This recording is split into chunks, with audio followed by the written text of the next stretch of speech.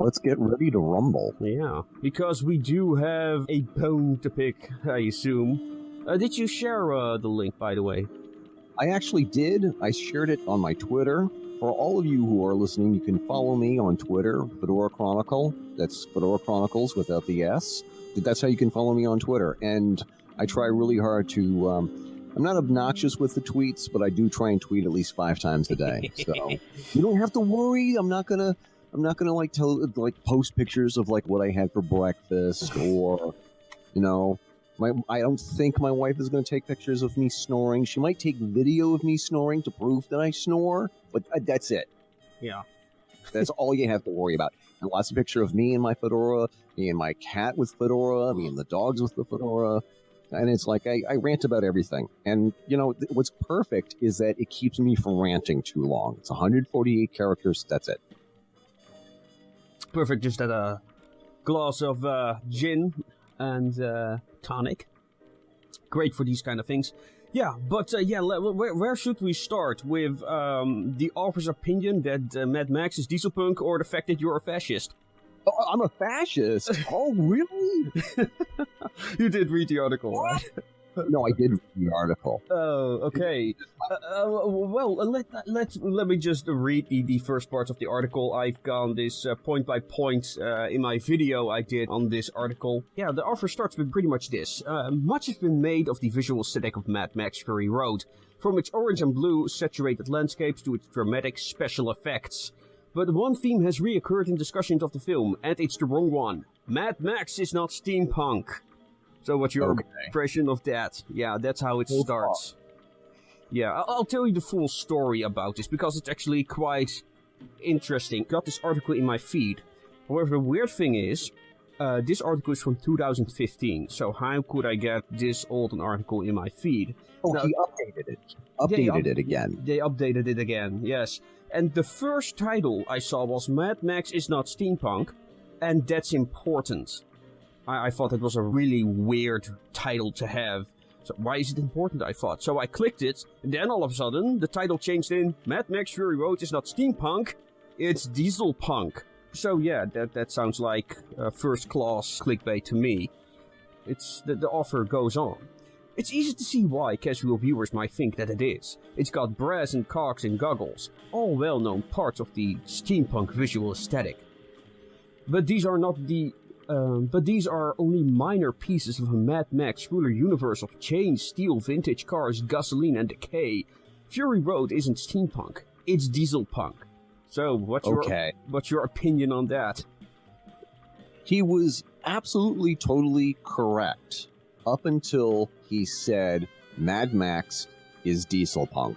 I mean, let me ask you. Do you want Eric Fisk at level 4? Or do you want me to go all the way to like maybe 10 or 11? Because, I mean, I would love to be able to go off on this guy. Oh, man, you are going to 11 when I continue reading this article to you. You are going to 11, maybe 12. Before you go any further, okay, this guy who wrote this... it's a woman, by the way. Aja Romero? Yeah, Aja Romero, Romano, yeah. Okay. Wrote a really great article, October 8th, 2013, Dieselpunk for Beginners. Welcome to the world where the 40s never ended. And this is like a quintessential article that explains to folks in a very simplistic kind of way what Dieselpunk is.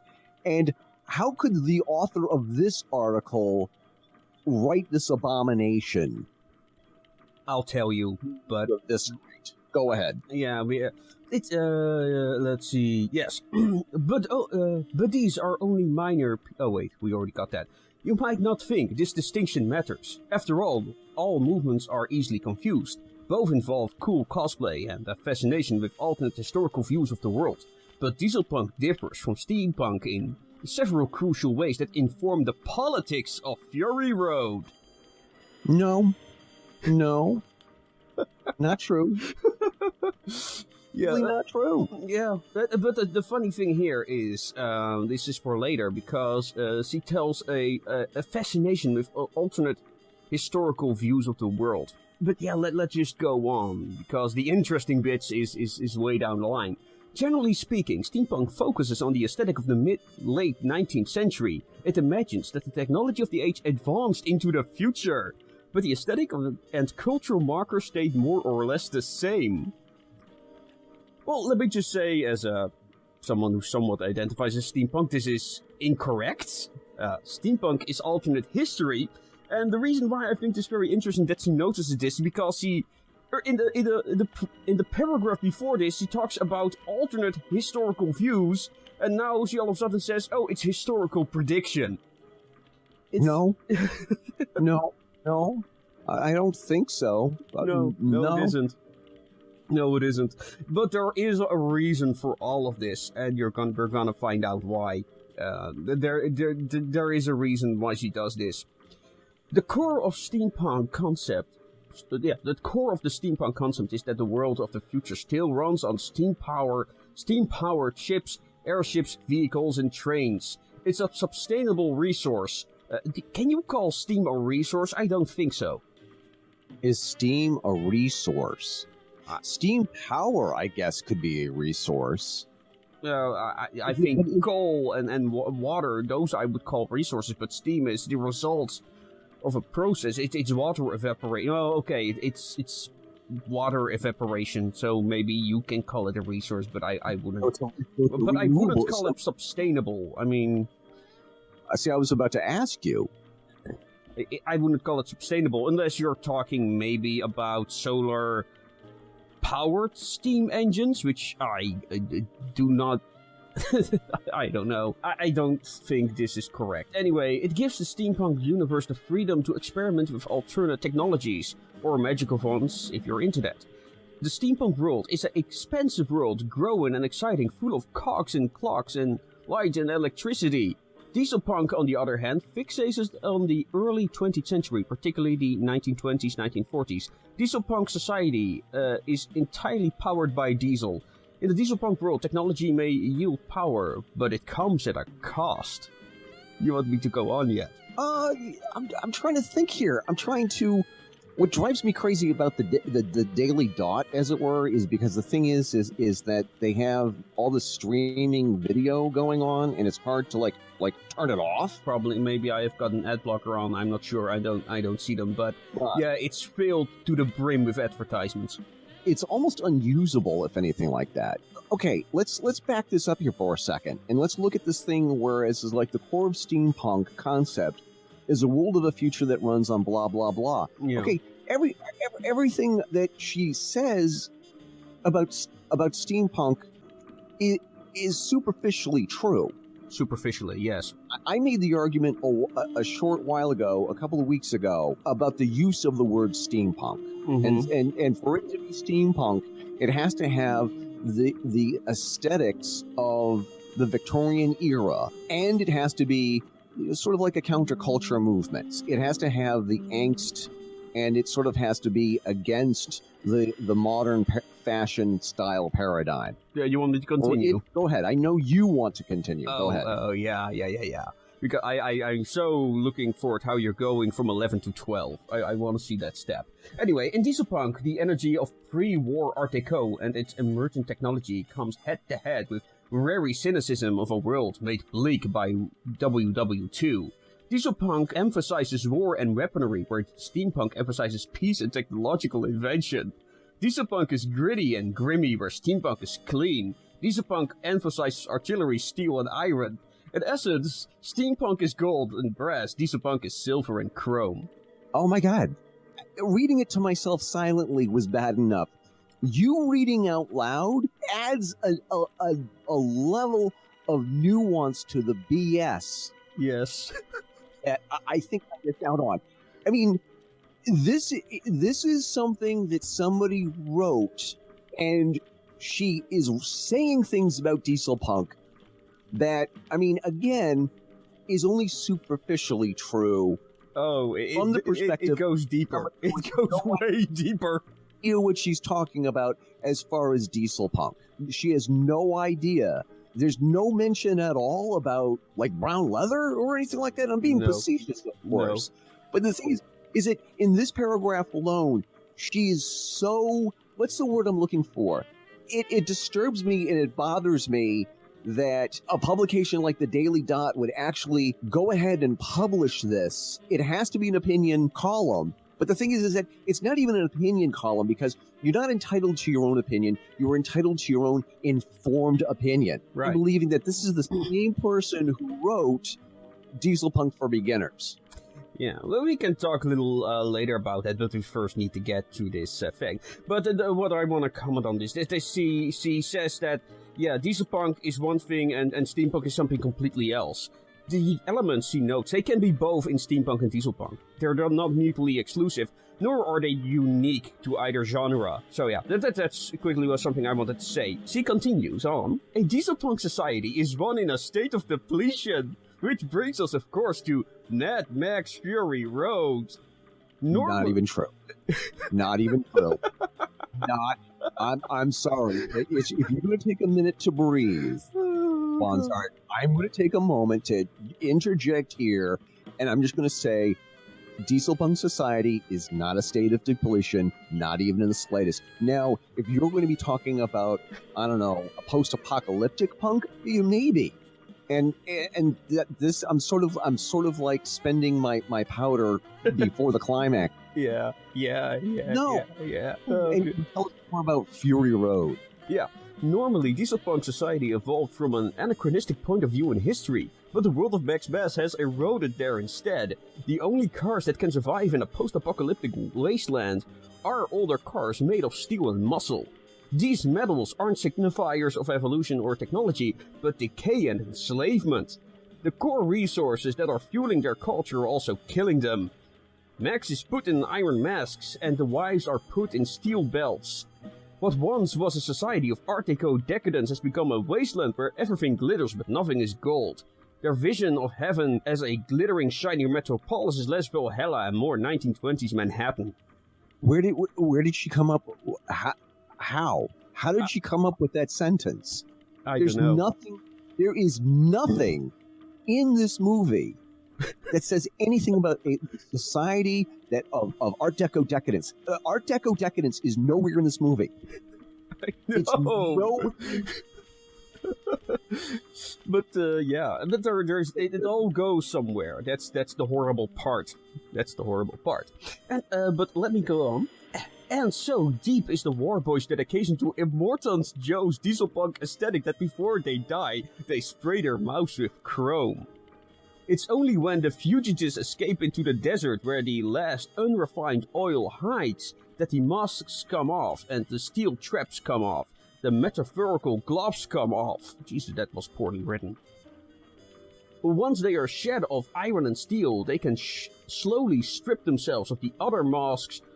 The other markers of their oil-dependent society, aggression and internalized violence. I don't even know what to say, because the thing is that I don't know if you could hear it in the background. My sons just came home, and my youngest son asked me 2 nights ago, Dad, what's the dumbest thing you've ever read? And I gave him another answer. And I'm looking at this here, and I'm like, get back, this is the dumbest thing I've read, and maybe not in my entire life. It's in the top 10. Yeah. Go ahead. Yeah. Fury Road has a clear environmental message. The world's emphasis on diesel fuel has run it into the ground. Some views of the movie have criticized the excess as implausible, but excess fueled by nihilism is a core part of the Dieselpunk aesthetic. Moreover, it's precisely the entire point of the film. Immortons Joe patriarchy is so committed to its excess and waste, it can't stop even when it's literally poisoning and sickening itself. What? Did you even see the movie? Maybe the trailer. What are you talking about? Yeah. Hold on a second here. I'm trying to so is so committed to its excesses and waste. What excesses and waste were there? There was nothing. The only example I could think of, and I told it in my video, is the scene where they have all this water coming down on these wretched people. But it reminded me more of the bread and games of the Romans than anything else. It was more like this fascist was rationing water to such an extreme. They have these water ceremonies. I mean, unless you're talking about the excess and waste of sand. I mean, there was an excess of sand? What excesses and waste is she talking about? But there is a flip side to this commentary, too. A site that calls out fans of every aesthetic it's basing itself on. Steampunk relies on depictions of futuristic worlds still clinging to a nebulous 1940s mystique, along with elevating the war-era 20th century. Dieselpunk has often been criticized for fetishizing and embracing fascism and fascist ideals. A fascination with Nazi regimentation is a reoccurring theme with certain subcommunities of Dieselpunk, and the genre has given rise to a subgenre, Dieselfunk, that functions partially as a critique on its whiteness. Oh wow, boy, wow, she's really stretching. Yeah. You know what? She's got to be a full core black belt yoga master or mistress. The stretches that she is able to achieve in that sentence alone defies logic. Yeah. The people that I know who are into Dieselpunk, I think the people who are into 1930s and 40s style fascism. Let me see if I can get this tongue twister out properly. The fashion of fascism from the 1930s and 40s is not the majority of us, any of us, at all, the slightest bit. It is probably maybe less than 1%. I'm guessing. I don't really think that there are a lot of people in the Dieselpunk community who get a hard-on for Nazi uniform. I'm pretty sure, and I was in Dieselpunk before Dieselpunk was called Dieselpunk. Dieselpunk was called like Safari Wear or something. The Safari, the 1930s, 40s Safari aesthetic, as it were. And I have no problem admitting that I like the aesthetic look of the resistance fighters or the partisan fighters of World War II. But it's like I'm not a huge fan of Nazis. I mean, if you follow me on Facebook, you know what I think about Nazis, and you know what I think about Nazi sympathizers. This is so wrong. Yeah, I know. If Dieselpunks were a minority group, this would be considered racism. Yeah. This is so. Oh, but wrong. did you notice that she said Dieselfunk is a reaction to the fascism in the community? Well, you know, maybe it is to some people, because I do know that there are some people who believe that there are minorities were not treated properly in the 30s and 40s. But the thing is that one of the things that I appreciate about the 30s and 40s is that there were genuine problems that people tried to overcome and tried to fight. And I'm not saying that the world was perfect in the 30s and 40s. No one does. That's the whole fallacy that's going on here. They do the same to steampunk, by the way, like saying it's imperial fetishism and a white supremacy movement. But then again, yeah, it's not true. You know, but the thing with the Dieselpunks is the thing she uses the word whiteness, and the word whiteness can mean a lot of things. It's one of those words that means whatever they want it to mean, because they consider fascism to be white. So not true. Yeah, it is not, but it's what whiteness can mean. Like I said, can mean, because it means whatever suits them in discussions. So yeah, she basically says that, or could say that the Dieselpunk is a reaction to this. But that's a legitimate opinion, though. I mean, but this is not the whole story. Like I spoke with Team Fielder, who has Dieselpunk Studios. I've watched a lot of the panels on Dieselpunk. No, it's a reaction. It is a reaction, but it's more a reaction to The fact that, the black community in the United States has its own culture. It has its own celebrities like George Washington Carver. Few white authors write about George Washington Carver. Few people write about, what was her name again? A very well-known black spy who spied for the Federation. I don't know what her name is again. But, they wanted to write about people like that. They just wanted to use inspiration from their own community. It had nothing per se to do with racism. What she basically claims here.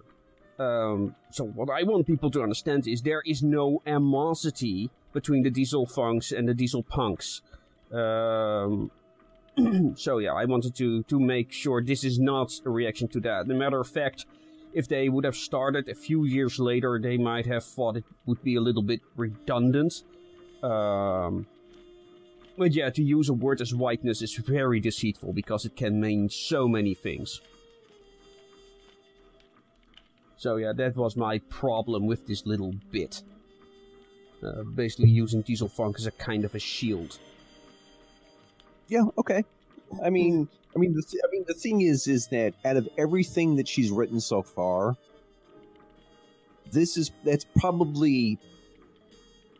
It's pretty egregious, but it's not the least egregious thing that she writes in this article for me. And I think that for this article, it only gets worse. I mean, so far it's pretty bad. Mm-hmm. Yeah. But like I said, really bad as we go on. Go ahead. Yeah, it's rare to see depictions of Dieselpunk on film, much less part of a fully realized universe. But in Mad Max, director George Miller doesn't just recreate the aesthetic, he eviscerates it. He demonizes fascist tactics of aggression and conquest. He draws upon every cultural element that Dieselpunk is founded upon. Over-industrialization, militarization, imperialism. But instead of depicting them as beautiful, he depicts them as utterly unsustainable, both in technology and a culture. Wow. First of all, did she even see the movie? Know what Dieselpunk is? Talking about any other genre except for Dieselpunk. I mean, the thing is that there are people who like, I guess we call it desert punk or apocalyptic punk.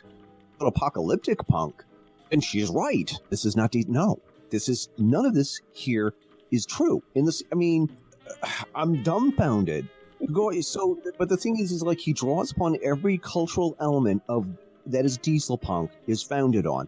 The thing is that nowhere in this movie aspect of the aesthetics of the jazz era culture. Nowhere. The jazz era culture is one of the cornerstones of Dieselpunk. If you take out the 1930s and 40s aesthetic, the jazz era style aesthetics, or the Art Deco style and aesthetics, it's not Dieselpunk anymore. You can't call it Dieselpunk because it's not Dieselpunk anymore.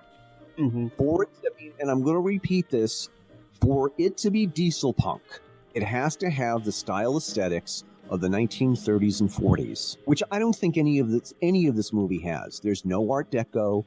There's no flapper wear, no men in fedoras. There's no men in Dieselpunk wear, I guess. I mean, there is the apocalyptic punk aesthetic everywhere. I mean, it's just every single sentence in this article just gets deeper and deeper into the nuances of this woman's ignorance in what is Dieselpunk. Go ahead. Yeah. Then she uses the... you have the article in front of you, right? Because then she points at a picture of one of those cars with all these spikes on the roof. And she says, yeah. I mean, look, seriously, look at this thing, she says. This vehicle has all the Why does he write it like this?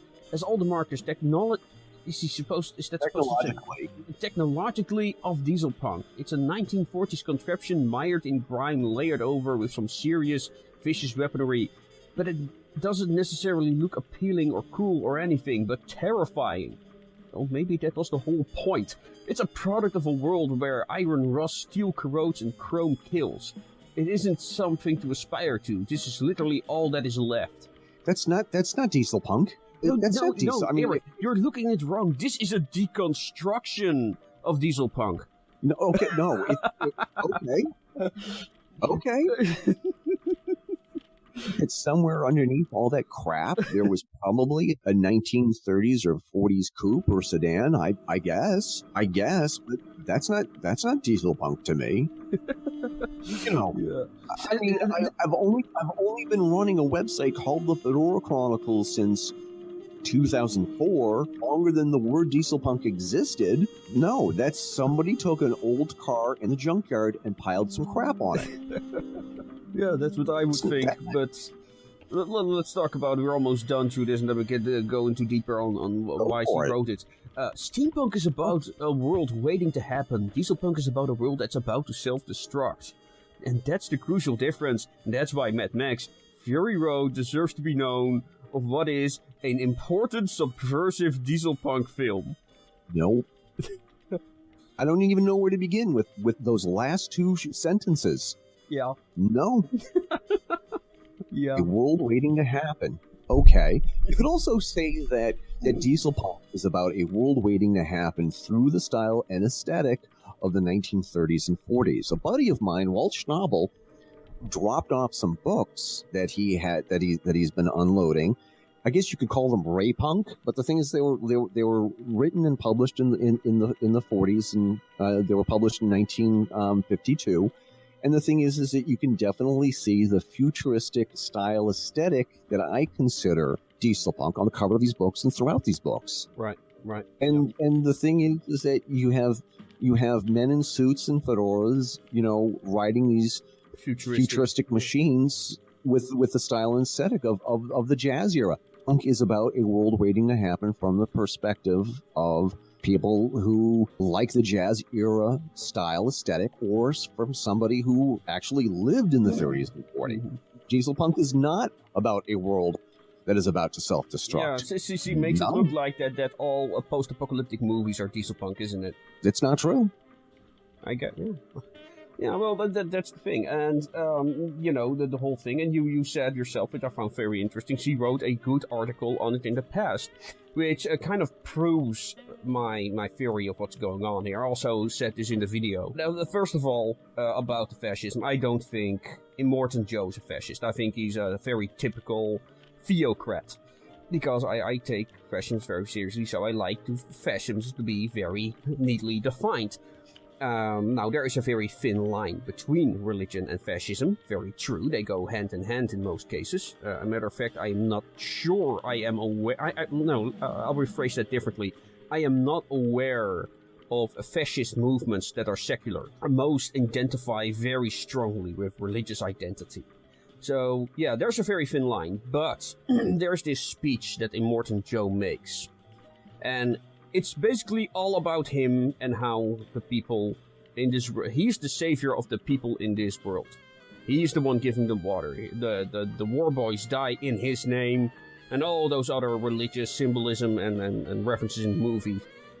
So, no. I think he's a typical theocrat, not a fascist, because that's basically what this article is implying about him. And that's why she goes on this rant about Dieselpunks and derelict to fascism. Now, of course, this is very typical of the current era. Everyone is a fascist who is not part of their political clique. Speaking of political cliques, I think this is what this is about. I think this woman wants to be part of this group of bloggers and vloggers and so-called journalists that write these kind of crap on a regular basis. This is her... Yeah, she wrote many articles like this, and she writes in support of people like Zoe Quinn, who is very notorious. Her actions basically sprung the Gamergate thing. But yeah, this is a woman who just wants to be part of this clique of journalists. So she made up this story about Dieselpunks being these fascist white supremacists, because let's be frank here, that's what she's heavily suggesting. And yeah, this is basically her virtue signaling, as it's often called, to her friends. So I don't even think this is politically motivated. I think this is just herself trying to elevate herself within this group of people. Well, let's just sort of let's take a cleansing breath for a second here. let's stop and look at who is this person. Oh, if you look at articles she wrote, she has written a lot of articles that are very, very, very much like this. But the thing is, like, you do a search for her, this fanlore.org wiki page. And the thing is that she cut her teeth on being a fanfic writer for Harry Potter fandom. And the thing is that apparently, according to this in a sentence I'm reading here, you know, she writes satirical posts in a diary format, and her attempts to beat this other fan in gaining BNF status in Harry Potter fandom. You read this, and the thing is that it's like I can't take this person seriously. I mean, yeah, but look who she's writing about. She is talking about the Online Harassment Summit. She's talking about Brianna Wu, who is very controversial. Thinks Zoe Quinn is among these people. She really wants to be part of these clique, social justice warriors. I'm not sure if she really is a social justice warrior, because most social justice warriors are far more blatant about these kinds of things. And she is really subversive in her language, in making these claims, which is kind of surprising. Especially, usually these kinds of people just say flat out in the articles, oh yes, this is like 5 reasons why Mad Max is a men's rights movement propaganda piece, or something like that. Well, you know, let's also take it back a couple of notches here in the realm of Mad Max. Mm-hmm. Do you remember the first Mad Max movie? Oh, yeah. Did you see The Road Warrior, also known in other parts of the world as Mad Max 2? Yeah. Those 2 movies were not Dieselpunk. Nope. If anything, it's like the original Mad Max was a thriller, action adventure horror movie about society falling apart in the late 1970s. Okay, yeah. And it was a commentary. It was a commentary on society at that time, and there was none of this nuance about Dieselpunk at all. I mean, the thing is that you know, the closest thing to Dieselpunk is that maybe his leather jacket, maybe, you know. And that's a stretch, okay? Mm-hmm. And it was all about these roaming gangs on motorcycles wrecking havoc on the good people in Australia. That's what the original Mad Max movie was. Yeah. The second Mad Max movie, The Road Warrior, was about a dystopic future through the perspective of people who were living in the 70s and 80s after the OPEC oil crisis. Yeah. Mad Max sequel, The Road Warrior, was a commentary on society collapsing because of the depletion of the resources in the... Yeah, I think that there was a resource war going on, and then they basically nuked the planet.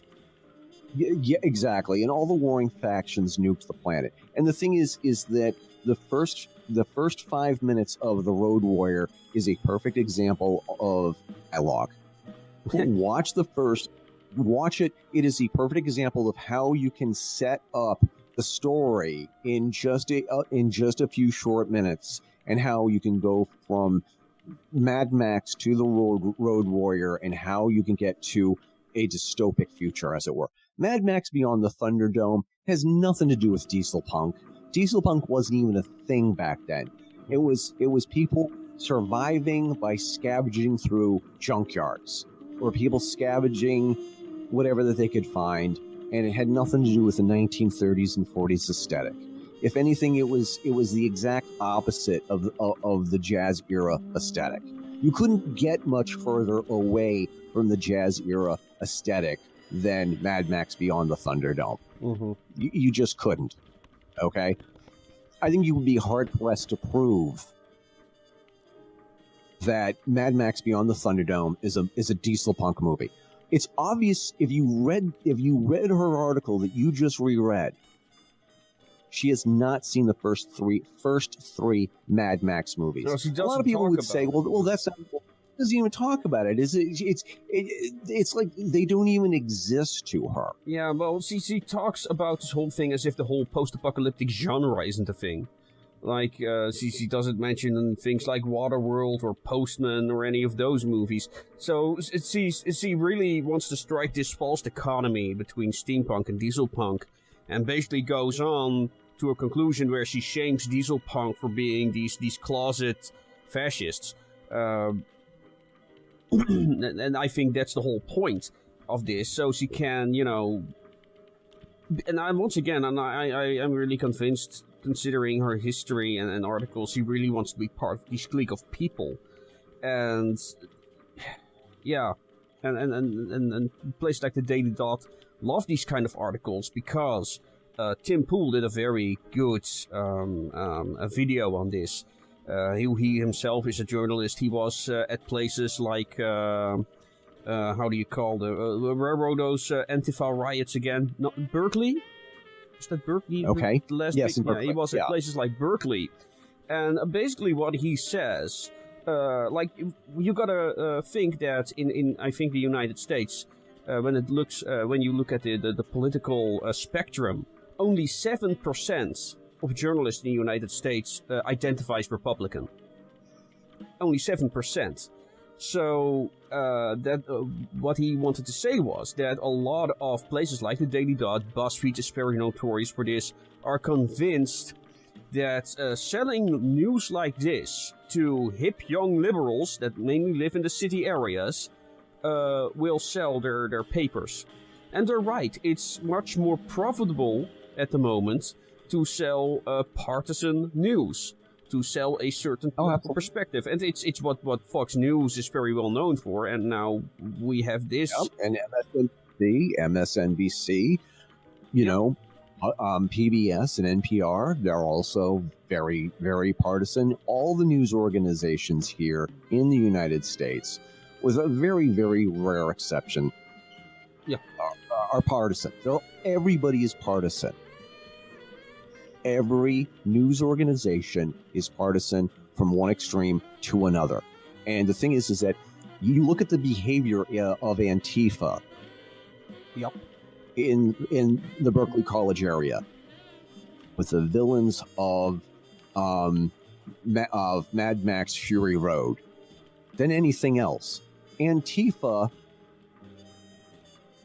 is something that is like it's the kernel or the little seed that grows into the world of Mad Max with the extreme. If you don't like if I don't like what you say, I'm going to punch you in the face. That is what Antifa is. And here's the thing. I'm not a Trump supporter. I'm not a Hillary Clinton supporter. Okay? If anything, I'm a true anarchist in the sense that I don't like any. I think that anybody who wakes up one morning and says, I'm going to be the leader of the free world and everybody is going to have to bow to my greatness and kiss my feet because I'm going to become the president of the United States or whatever. That person to me is a scumbag. That's the same kind of person who, when the teacher left the classroom and said, Susie, you're in charge or I'm gone. I fucking hate Susie. Pardon my French. People like Susie, I cannot stand. I cannot abide by the people who seem to think that because they are self-appointed, somehow I should bow to their self-appointed authority. Those people I detest. And the people who, you don't like Donald Trump being president. I understand that. I get that. That's fine. I understand it. But the minute you ball up your hand into a fist and you punch a stranger in the face, not because he's a Trump supporter, but because you think he might be a Trump supporter. Yeah, that's the terrifying thing about articles like this. To them, there are only two kinds of people in the world. People that belong to their little clique and people that are fascist. There's no middle ground. You have to choose a place. For example, you've got the whole thing with a very well-known YouTuber, Total Biscuit. And it was at the beginning of Gamergate. And he tried to write as objective article as possible on the whole Gamergate thing. And still, these very people try to take away his channel, dox him, try to get his family fired from their jobs. Yeah. For being neutral.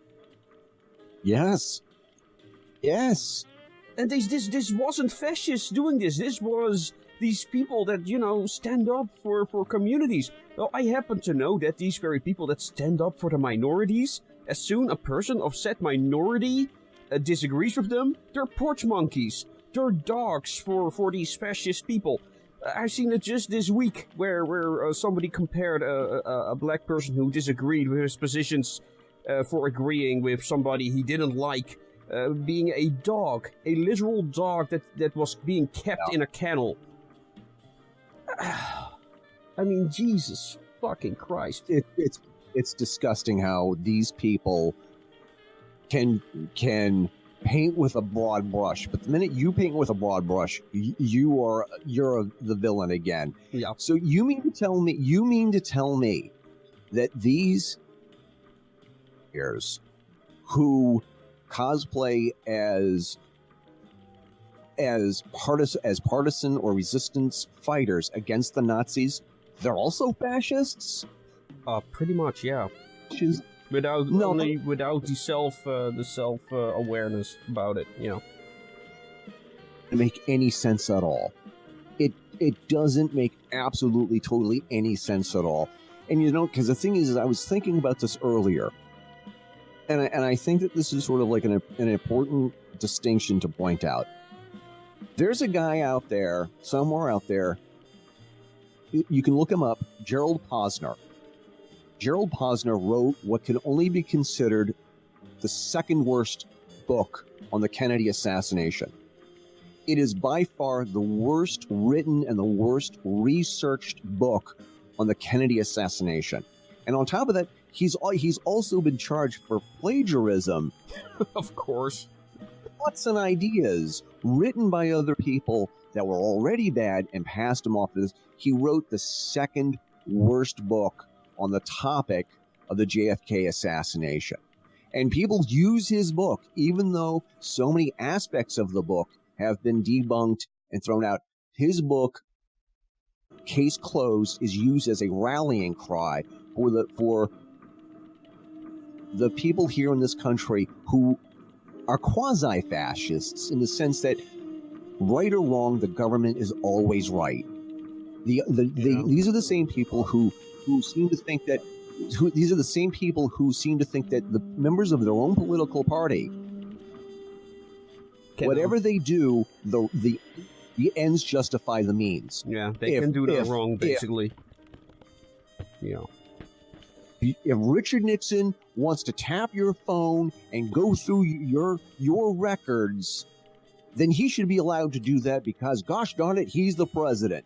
And if you're not a terrorist, then you have nothing to worry about the NSA going through your phone records and the NSA opening up your mail before the post office. And those people are pseudo-fascists.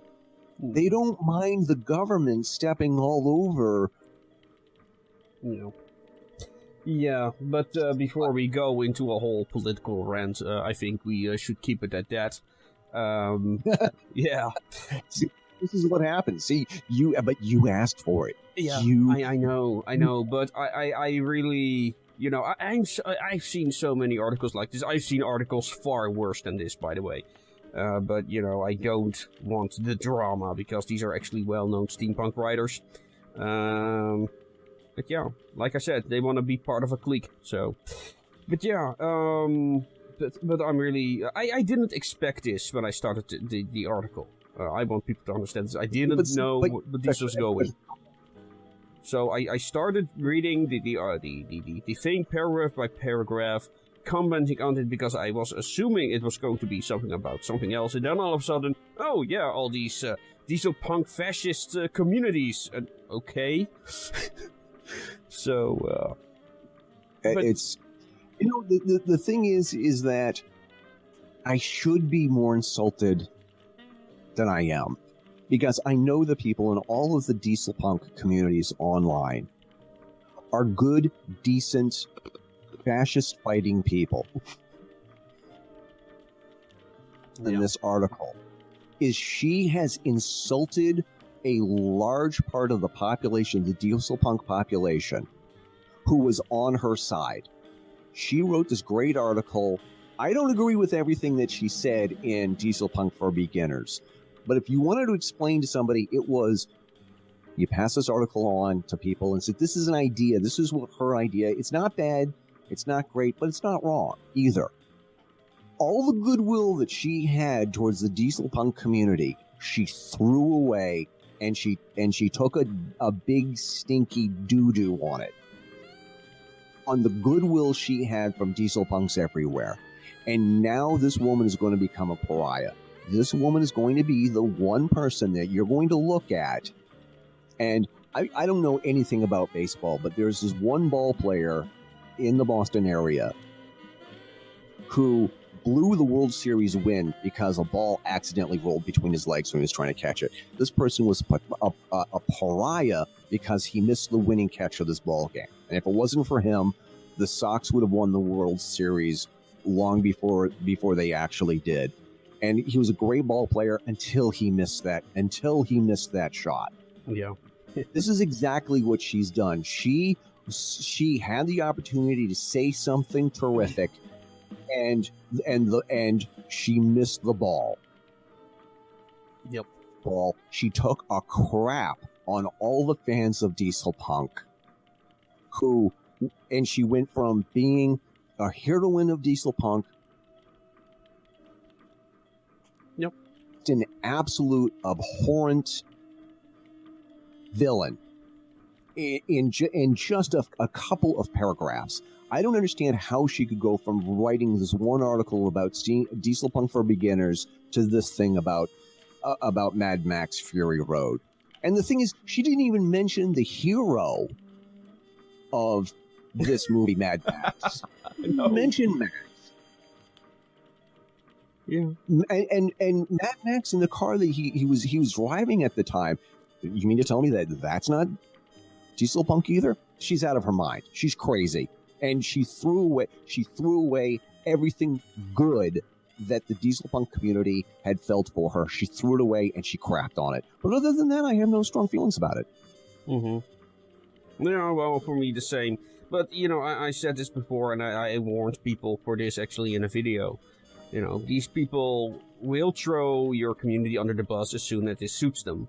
It will suit their perfect gains. And I think she wants to be rather a part of this clique that she promotes on her in her articles than she wants to be, friendly with the Dieselpunks.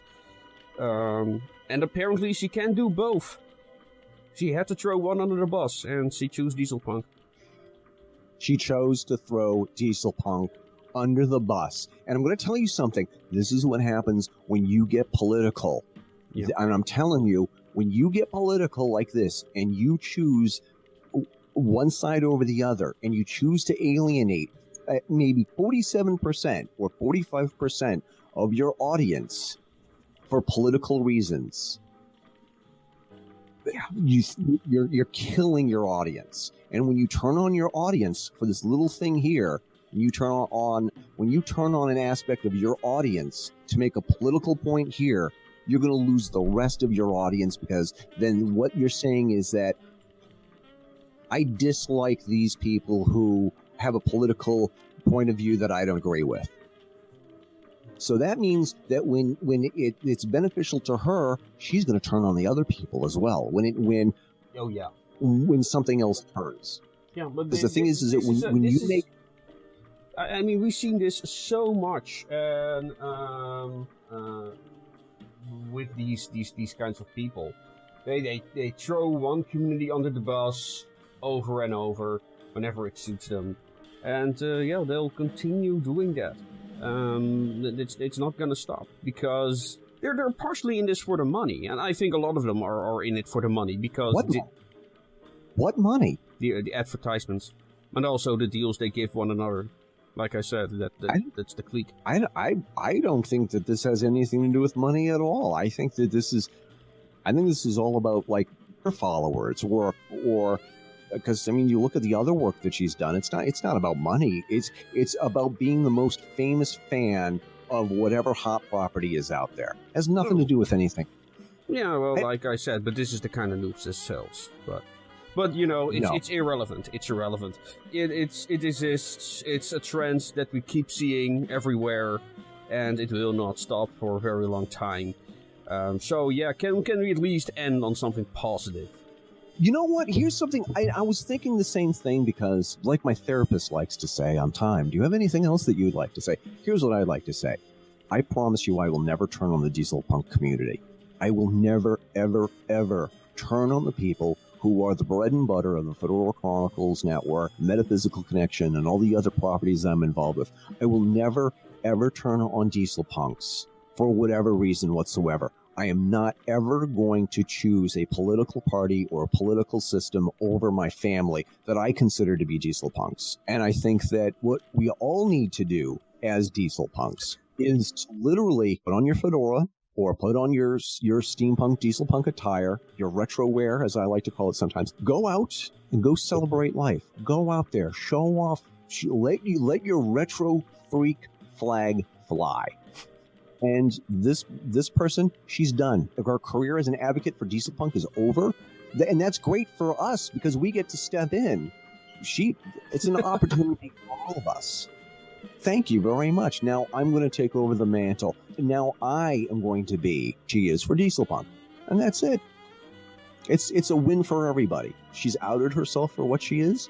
And now, here in the United States, it's a big, huge celebration for people who, celebrate multiculturalism, as I tend to do once in a while. We're going to celebrate the heritage of our Mexican-American neighbors, because I think that's what it's all about. And I will talk, and you know what? I'm going to talk Dieselpunk with my friends over at our favorite Mexican restaurant, talk about how great it is for us to swap back and forth aspects of culture that we really like, without bashing each other.